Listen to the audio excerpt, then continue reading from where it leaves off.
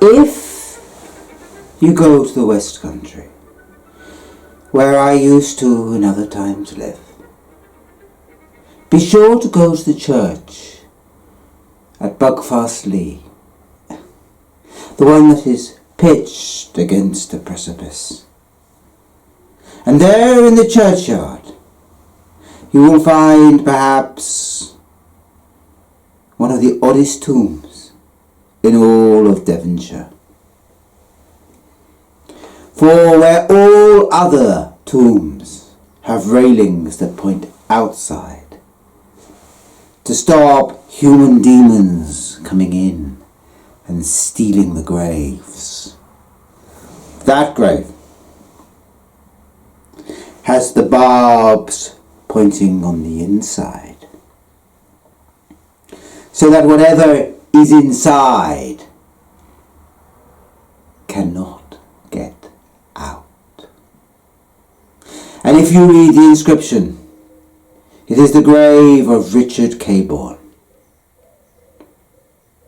Now, Richard Caborne was the original bon viveur, the original aristocrat who rode to ruin. He held a wide estate, his family still do, towards the north end of Dartmoor, but his manor house was close to Buckfastleigh. And there, although on Sunday every inch the observing Calvinist, and if you see his portraits, the old demon always has a Bible in his hand. The rest of the week he was a wild, loud, boastful squire. Now it happened that one day Richard Caborne fell in lust, for love is quite a different thing,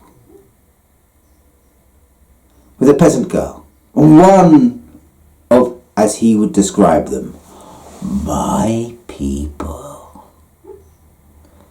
And it is my droit de seigneur. And so it was, egged on by his friends, drunken squires every one, he rode out one moonless night in October across the wild moor, meaning to abduct her. But she was warned by what spirit or kind soul that Richard Caborne was coming. And so when he came to the coop, the hen had flown. And then he swore such an oath as should never be sworn, that he would render his soul to the powers of darkness if he could but find her and catch her up. And going back to his manor, he called for his hounds, and across the wild moor he pursued her, coming at last to a goit, a narrow valley, and there those that followed him, his squire friends and folk from the village, saw him charge into the goit, for his hounds were baying as if they knew the quarry would be there at last, the quarry whose scent they had been following, for he had found a dress of hers in her house. And he rode into the valley, and then there was a loud baying, and across it all a wild roar of a hound the like of which none had seen. And all his dogs ran out and sat whimpering. And then there was silence, while three of the braver folk who had followed him, a squire and the parents of the girl, went into the valley. And there was the girl, she was dead from exhaustion. And next to her was Richard Caborne himself. His throat had been mangled by a dog, the like of which they had never seen and never saw. But men said that Lucifer kept him to his word. That if you go up upon the October dark of the moon to wild Dartmoor, you can still hear his soul pursued across the moor by such a great hound as none had seen, a hound of hell. Well, such is the folk story, and it was of course used in other stories. But what was true was there was something about Richard Caborne, for when they laid him in the tomb, they put all the railings going the wrong way. For wise men knew his soul was on the moor, and if the soul is missing, or not gone to heaven or hell, the body is free to be inhabited by whatever wicked soul, whichever debased spirit or foul excrescence of some dark demon can find it. And so it was a century or more later, and men would say, if you listened to the tomb, you could hear a dark voice whispering diabolic words to you. And some went to listen, and came back, strange men, unable to speak about what they had heard. And so a century and a half passed, when there was a great wedding in Buckfastleigh, down at the bottom, where the new church, more commodious, was built. And at the end of the wedding, the bridesmaid, although she'd been wedded on a Saturday and it was almost Sunday, said, I don't want these festivities to end. No, we must carry on the party, even into the Sabbath, and I know where we will not be disturbed. And then she led her groom and 12 other companions up to the old church of Buckfastleigh, and they took with them cider and drank and had a fiddle player play for them. And then Molly suddenly said, oh, this is all very fine, but we're missing one of the guests. I think we should invite him, don't you? And she crept over to Richard Caborne's tomb, and she cried, Richard, will you come out and play with us? And she got all the other guests, all 13 of them, including her groom, to call, Richard, will you not come out to play? And what happened? None could ever speak of again. The most sensible was from the one who died before the winter, and all he would say was, the gate swung open, and we ran, and we ran, and we ran. And it was true, Molly and her groom, her husband, and 3 of the guests fell over the cliff. 4 ran into the moor, and died by marsh, or falling off rock, and the rest, those that lived, were but broken men, and many died, including the witness, who I quoted, before winter, and none could say quite what had happened,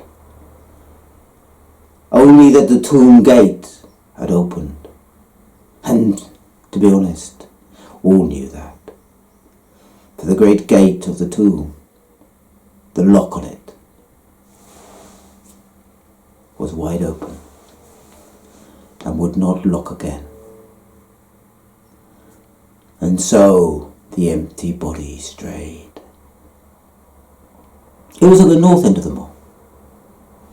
2 brothers and a sister had recently come into a Devon longhouse. Now those are those long houses you get in Devon and in other parts of the world, where they did not build a second story, building them of cob, mud and reed, and whatever they could find. big houses. This was an old house with lattice windows. And the brothers and their sister moved in. It was soon after Molly would have been wedded. It was midsummer. And they moved into their lovely, lovely house. There on the North Moor, where the wild birds play, where the sky is so great. And the girl, Megan, she was a romantic, infected by the new writings, and so she would play upon the moor, looking at the sheep, reading and dreaming of giants long gone, thinking that knights may cross there one day. It happened to be a very hot summer, that summer. And while her brothers, who were well-to-do and had business with the farmers, sat and talked and drank with them long, she said, one summer's night, I think I must go to bed. You fellows carry on. And so it was, she went to her pretty room, down at the end of the corridor. And she opened the great shuttered windows, and she looked out upon the wild moor. And it was the dark of the moon, but the stars were so bright, she had never seen them that bright. And she looked out into the shadow and to the dark. Just for a moment, she felt shivered on the back of her neck, because she thought she saw something hunched in the night on the other side of the wall of the house. But as she watched, there was nothing. And she thought to herself, I must have dreamt it. It's a dark night. One's eyes see things. And so it was. She went to bed. And she'd been lying in bed and beginning to drowse when suddenly she heard something, a scrabbling at the window. And before she could get up, something had come in. It had the agility and long legs of a spider. At first she thought it was some sort of animal, because it was on its 4 legs, with long claws on each of the legs, 5 fingers or toes. And it crept across the floor and suddenly jumped towards her.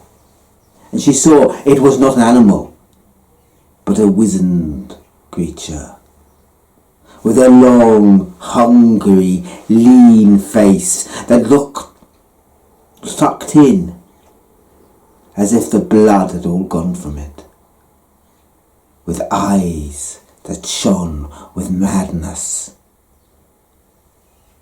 like the eyes of a corpse so long dead it has forgotten what light or life or truth are, and knows only hunger. And the creature opened its mouth, cold and hard, and holding Megan down by the hair, bit towards her throat. Now as the pain bit into her neck, Megan for the first time screamed loud, screamed long the name of her Redeemer. And her brothers, who were still up, hearing that, clattered down the hall, and with them came all the farmers. And they tore open the door of Megan, which was not locked. And there was the creature. And as soon as it saw them come in, it sprang up and ran into the dark. And they could not follow it across the moor. Well, Megan was insensible. And the farmers spoke of madmen must have escaped from Bodmin or Dartmoor criminals, and would say nothing more. And when Megan recovered, Her and her brothers decided that perhaps the moor was not for them, and they left before autumn and travelled down through southern Europe, going as far as Italy. There they spent the winter and part of the summer. But meanwhile, on the North Moor, darkness lurked. Men said that something like a spider was scuttling at night, as all the hedgerows were unquiet. The lights that burned like fireflies, but were red and hot and hungry, looked at them. An old woman who lived on the moor declared she saw a lean, hungry face look at her at night, and that she had taken up a holy cross, and it was only by that she had been saved. While in the village up there on the North Moor, children would come back from walking on the moor with 2 pinpricks on their neck, unable to account for themselves. They were pale and listless, and they would wake up in the night screaming it was looking at them again, that it was looking at them again. It was all of this. It was then, in October, Megan insisted they went back to the longhouse they had taken in Devon. I'm not missing another autumn on the moor. I'll take precautions. I'll lock my window. Don't worry. And I will not lock my door, and I will be safe. And so, perhaps against the brothers' better judgment, George and John were their names, the 3 came back, and they settled in to the longhouse. And all the North Moor breathed a sigh of relief when the young squires came back, for the economy was so much better with them there, to spend money, to keep quarrels from becoming too poisonous. Megan had been back a fortnight or more, and had never felt so happy. The wild moor in autumn was more beautiful than she could have imagined, with the trees burning to gold. A wild, sad kind of beauty, as the wind whipped up and rain coursed down, and she would sit by the fire and look out at the storms across the tors and feel so happy.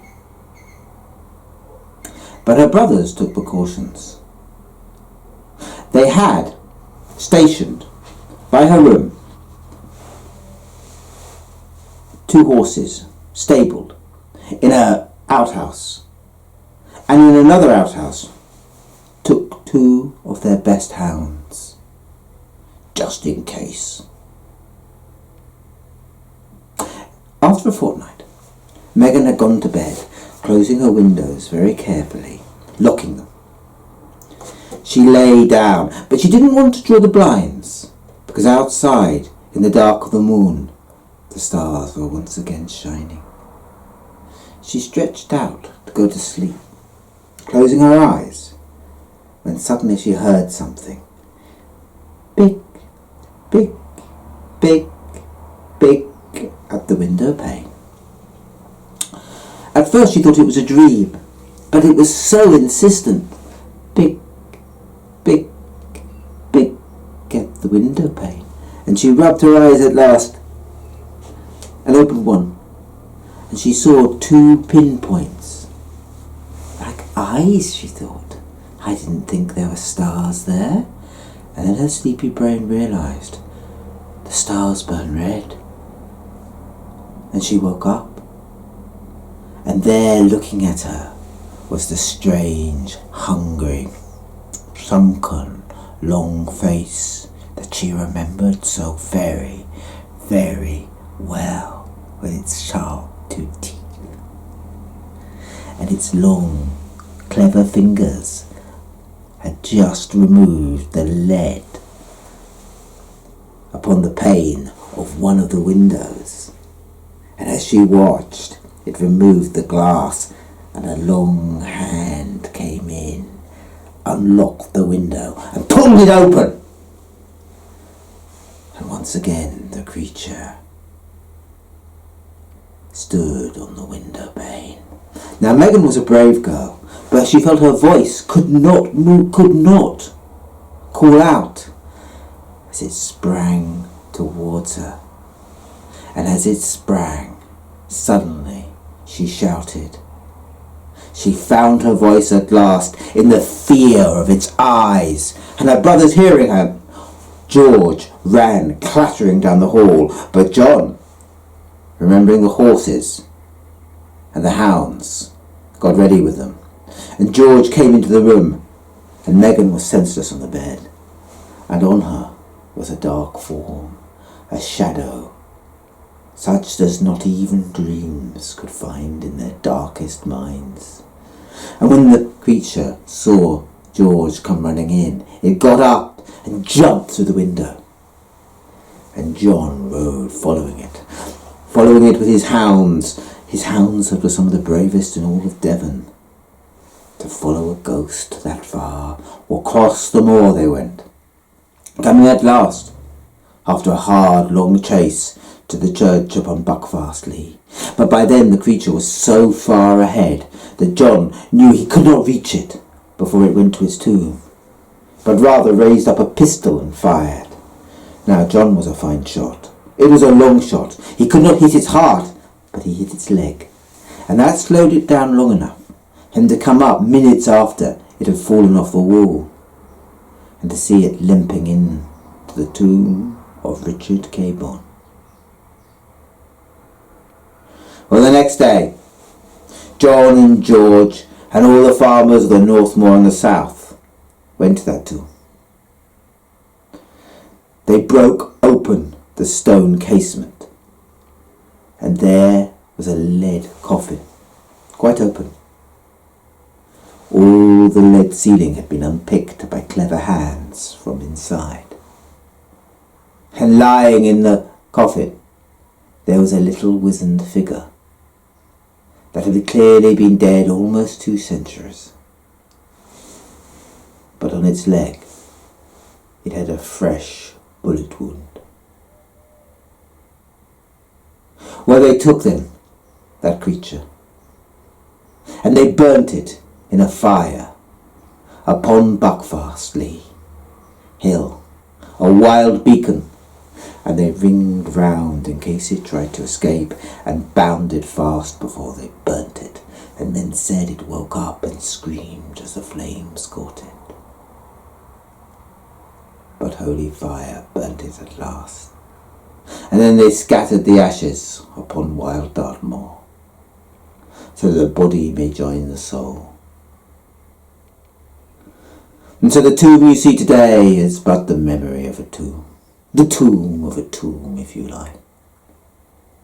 For Richard Caborne's body is gone, even if his soul remains upon the moor. Such is the tale I was told. Others have told the tale quite differently, set it somewhere else. But that was the one that I knew, from times long gone, when I lived in Devon. The tale of Richard Caborne's soul.